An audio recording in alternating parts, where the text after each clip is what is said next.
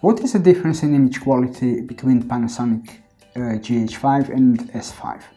Should we always shoot in 4K or higher, or is Full HD sometimes good enough? And finally, 10-bit image. Is it really so much better than 8-bit? My name is Alan Matuka and I'll try to answer these questions, although there are a number of tutorials already on YouTube on the subject. So I'll simply try to decide which camera and which settings are best for the type of work that I do, and it won't be high-tech analysis, just my humble opinion of what looks best to my eye and what I'll be most happy with. Since I do a variety of jobs and different assignments, I choose my camera settings accordingly.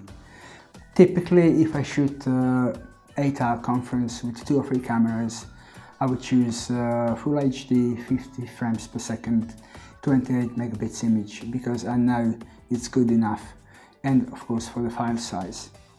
A friend of mine shot a similar job with 2 cameras. I think it was 6-hour conference in Full HD 10-bit, and he ended up with 500 gigs of material which would be watched on probably on an iPad anyway, so it was totally unnecessary. On the other hand, when shooting something like fashion, documentary or a short film, then I would definitely shoot in 4K. I've been shooting with GH5 for about 2 years now, and I really think it's a great camera.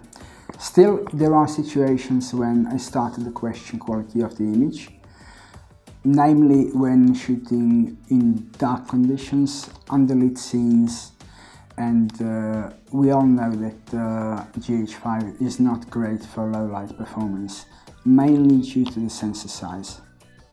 So, although I am happy with GH5, I am thinking about switching to S5, mostly for 2 reasons. First, it would be nice to shoot on a full frame sensor camera because of the bokeh and the depth of field, and the second reason is obviously low light performance. Also, there is a never-ending debate about difference in image quality between 10-bit and 8-bit image. Personally, I always shoot in 8-bit, but it'd be nice to make a fair comparison.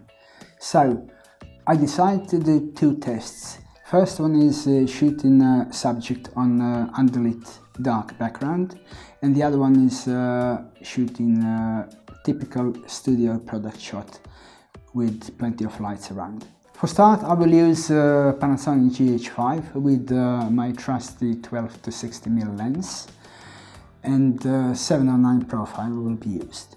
So I'll shoot in Full HD, 4K 8-bit and 4K 10-bit.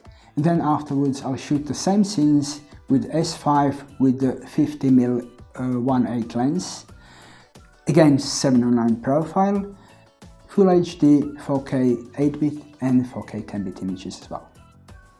In the end, we'll compare images shot on GH5 against ones on S5, and I'll try to give my take whether it's really worth changing the entire camera ecosystem and going for S5, which is, as we know, full-size sensor camera.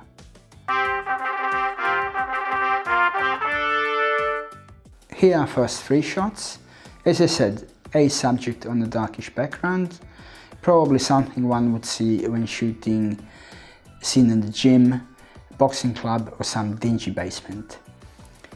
I would shoot that in 4K so that I can crop in.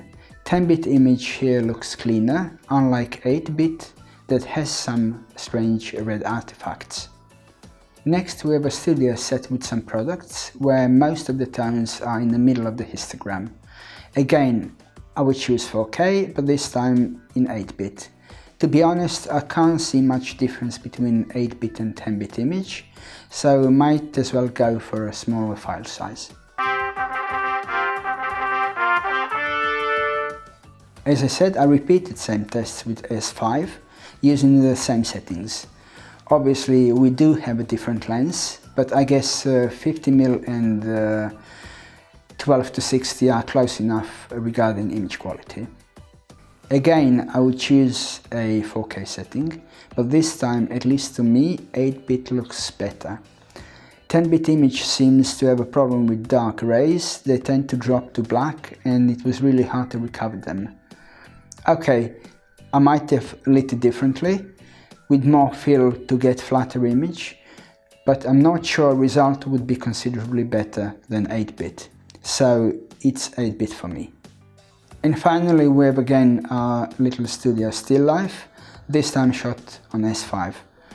And again, there seems to be no difference between 4K 8-bit and 10-bit, so I would choose 8-bit.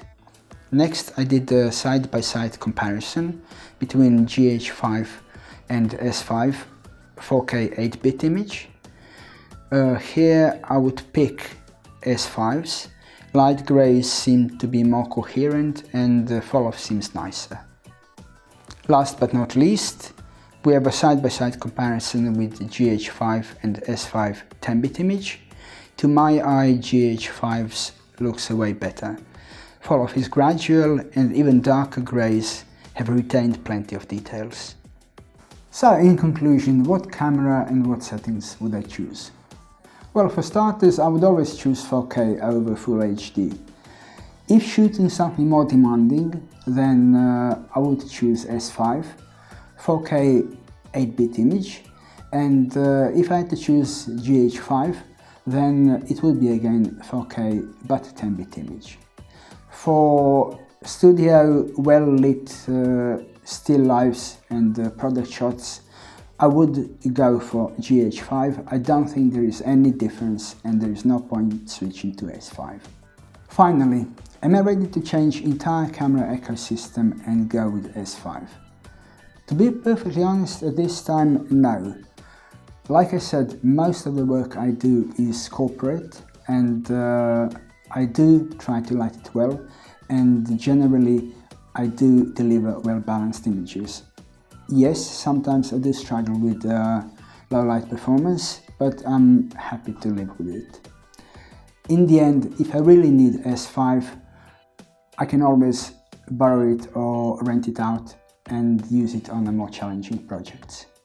Many great filmmakers say that there is a danger of getting trapped into never-ending debates about cameras, settings and specs, and to actually forget that most of the cameras nowadays on the market are really good and more than capable of delivering good quality images.